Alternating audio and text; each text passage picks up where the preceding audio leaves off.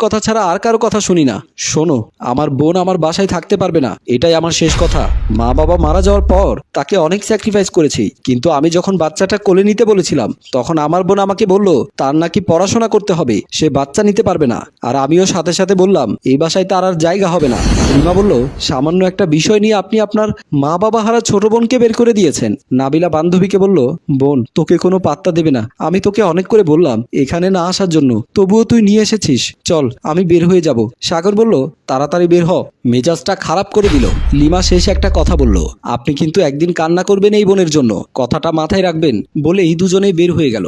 সাগর বের না হয়ে আবারও ভেতরে ঢুকে গেল। হালিমা বলল, তোমার বোন এসেছে আমি জানি। সাগর বলল, নাকি আমাকে ওর কাছে লাগিয়ে দিয়ে তুমি মজা নিচ্ছ?